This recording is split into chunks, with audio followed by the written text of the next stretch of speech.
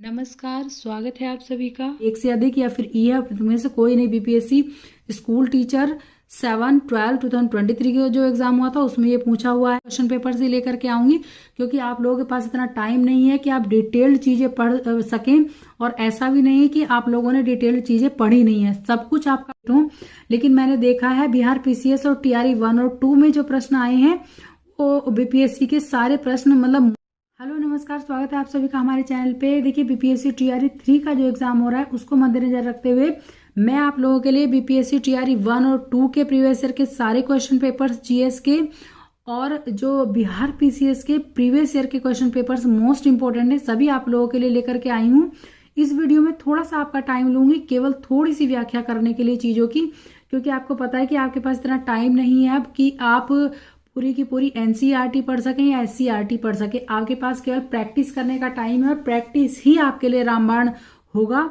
इस एग्जाम में क्या, किसी भी एग्जाम में प्रैक्टिस ही सबसे ज्यादा मायने रखती है। तो सब प्रीवियस ईयर में आए हुए प्रश्न हैं, आपको पता होना चाहिए कि सभी एग्जाम्स में टॉपिक हमेशा रिपीट होते हैं, भले ही प्रश्न ना रिपीट हो। लेकिन मैंने देखा है बिहार पीसीएस और टीआरई 1 और 2 में जो प्रश्न आए हैं वो बीपीएससी के सारे प्रश्न मतलब मोस्टली प्रश्न रिपीट हुए हैं। तो मैं वही प्रश्न इसमें कराने जा रही हूँ। आप लोग वीडियो में एंड तक बने रहिएगा, पूरी वीडियो देखिएगा और ऑप्शन में सारे पढ़ूंगी। व्याख्या हो सकता है मैं सभी की ना करूं क्योंकि इस बुक में भी जो मैं यूज कर रही हूँ यहाँ पे भी दी हुई है, तो मैं सारा पढ़ा रही हूँ आप लोगों को। केवल आपको प्रैक्टिस करनी है और कुछ नहीं करना है इन बचे हुए दिनों में। तो चलिए शुरू करते हैं। ये बिहार स्पेशल में लेकर के आई हूँ आज की वीडियो में। वीडियो पसंद आए तो वीडियो को लाइक जरूर कर दीजिएगा और चैनल को सब्सक्राइब कर दीजिएगा। पहला प्रश्न है, देखिए बिहार में बरौनी रिफाइनरी किसके सहयोग से बनाया गया था? और प्रश्न आया हुआ है 65th बीपीएससी री एग्जाम प्री 2020 में। आप ये ना समझे कि बिहार पीसीएस का है तो इससे कोई मतलब नहीं है। तो ये देखिए प्रश्न है, रिपीट हो रहे हैं इसमें प्रश्न, और अगर ऐसा नहीं तो इसी पे आधारित प्रश्न रिपीट हो रहे हैं बिल्कुल सेम। तो पहला ऑप्शन है जर्मनी ए, बी दक्षिण कोरिया, सी सोवियत रूस, डी फ्रांस, और ई आपको पता है 5 ऑप्शन, इनमें से एक कोई नहीं या फिर एक से अधिक। तो इसमें ऑप्शन नंबर सी सही है। बिहार स्थित इंडियन ऑयल की बरौनी रिफाइनरी को वर्ष 1965 में, देखिए दूसरा प्रश्न हिस्से बन गया, कौन सी ईयर में बनाई गई थी? 1965 में। राष्ट्र को समर्पित किया गया था। वर्ष 1964 में स्थापित इस रिफाइनरी को सोवियत संघ वर्तमान रूस के सहयोग से रोमानिया की सीमित भागीदारी के साथ निर्मित किया गया था। तो सही आंसर इसका सोवियत रूस है। अब नेक्स्ट प्रश्न ले लेते हैं हम। नेक्स्ट हमारा प्रश्न है, निम्नलिखित में से कौन सा जोड़ा बिहार के दक्षिण गंगा क्षेत्र से मेल नहीं खाता है?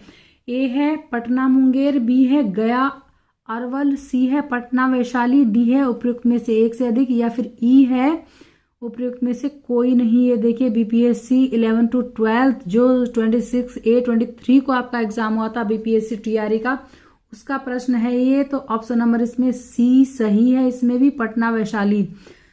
बिहार में गंगा का मैदान उत्तर में नेपाल से लेकर दक्षिण में छोटा नागपुर पठार तक फैला है। यह बिहार के कुल भौगोलिक क्षेत्र का लगभग आधा हिस्सा है। पटना मुंगेर गया अरवल जिले बिहार के दक्षिणी गंगा क्षेत्र में आते हैं, जबकि वैशाली उत्तरी गंगा क्षेत्र है। तो फिर इसका आंसर जो सही है सी है पटना वैशाली। तो हम नेक्स्ट प्रश्न अब ले लेते हैं।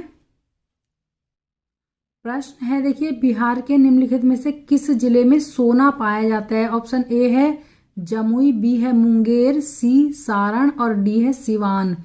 ये 69th बीपीएससी प्री 2023 में आया हुआ है। मैं अब इसको नहीं बताऊंगी, आपको पता चल जाएगा। तो ऑप्शन नंबर ए सही है जमुई। अब देखिए हमारा नेक्स्ट प्रश्न है, त्रिवेणी नहर का निर्माण निम्नलिखित में से किस नदी पर किया गया है? ऑप्शन नंबर ए है मयूराक्षी, बी कोसी, सी सोन, और डी गंडक। आप देख लिए किसमें आया हुआ है ये। तो ऑप्शन नंबर डी इसका सही है गंडक। इनमें से त्रिवेणी नहर का निर्माण गंडक नदी पर किया गया है। ठीक है, इसका ऑप्शन नंबर डी सही है। नेक्स्ट प्रश्न ले लेते हैं। नेक्स्ट प्रश्न है हमारा, कोसी मैदान की माध्य समुद्र तल से औसत ऊंचाई है? ऑप्शन नंबर ए है 30 मीटर, बी है 300 मीटर, सी 150 मीटर, या फिर डी उपयुक्त में से कोई नहीं। तो ऑप्शन नंबर ए इसका सही है 30 मीटर। कोसी मैदान की माध्य समुद्र तल से औसत ऊंचाई है 30 मीटर। ठीक है,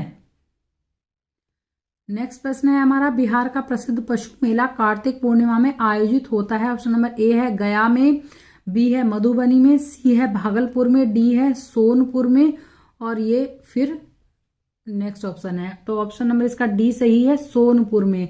बिहार का प्रसिद्ध पशु मेला कार्तिक पूर्णिमा में सोनपुर में आयोजित होता है। नेक्स्ट प्रश्न हमारा है, देखिए, दक्षिण बिहार में प्रचलित परंपरागत जल संरक्षण सिंचाई पद्धति कहलाती है। ऑप्शन नंबर ए है आहर पाइन, बी है नहर पाइन, सी सिंचाई पाइन, डी है खड़ीन पाइन, या उपरोक्त में से कोई नहीं, या एक से अधिक।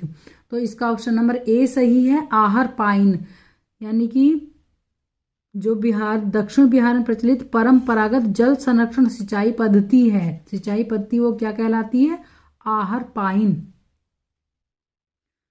तो इसमें परंपरागत जो सिंचाई है वो कहलाती है आहर पाइन, और इस पद्धति में आप बता दो, जल संसाधनों के प्रबंधन हेतु प्रतिधारण तालाबों एवं वाहिकाओं या नहरों का प्रयोग किया जाता है।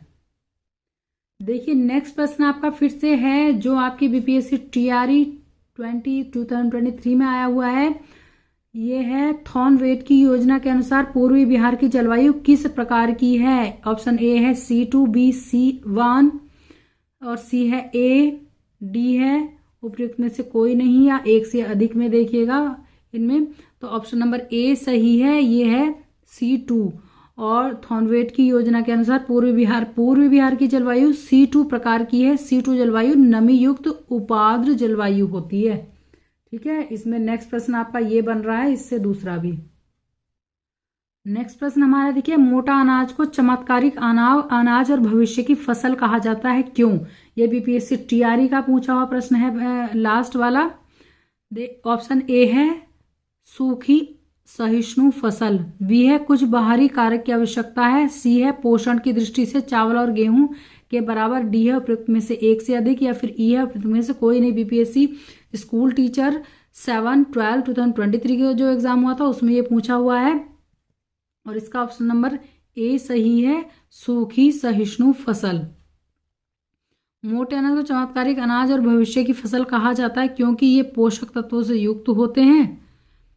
इसमें सूखा, सहिष्णु, प्रकाश, असंवेदनशीलता और जलवायु परिवर्तन के प्रति अनुकूलता पाई जाती है। ये मैं यहाँ पे समझा दूं कि इसका मतलब क्या है। सूखी सहिष्णु फसल मतलब अगर आपके वहां पे सिंचाई की व्यवस्था भी कम है तो उसमें भी वो फसल थोड़ा सही से उगाई जा सकती है, इसलिए क्या ऑप्शन सही है इसका, सूखी सहिष्णु फसल। ठीक है, देखिए नेक्स्ट प्रश्न हमारा, निम्न में से किस स्थान पर कोसी नदी गंगा नदी से मिलती है। ये ऑप्शन नंबर ए है कुर्सेला, बी है वैशाली, सी है हाजीपुर, और डी है जमालपुर।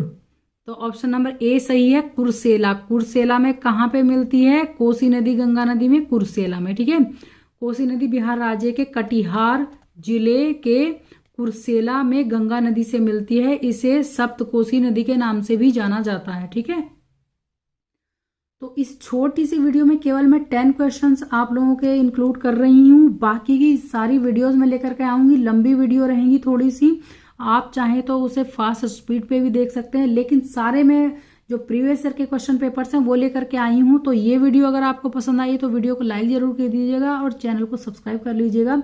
नेक्स्ट वीडियो में लेकर के आऊंगी आप लोगों की जीएस की ही लेकर के आ रही हूँ। बाकी मेरा सब्जेक्ट इंग्लिश है तो उसकी भी तैयारी मैं इस पे कराऊंगी, और प्रीवियस ईयर के क्वेश्चन पेपर ही लेकर के आऊंगी, क्योंकि आप लोगों के पास इतना टाइम नहीं है कि आप डिटेल्ड चीजें पढ़ सकें। और ऐसा भी नहीं है कि आप लोगों ने डिटेल्ड चीजें पढ़ी नहीं है, सब कुछ आपका पढ़ा हुआ है, बस उसको रिकॉल करने की जरूरत है, प्रैक्टिस की जरूरत है। तो मिलते हैं नेक्स्ट वीडियो में, आप इतनी तैयारी करते रहिएगा बहुत अच्छे से। वीडियो देखने के लिए थैंक यू सो मच।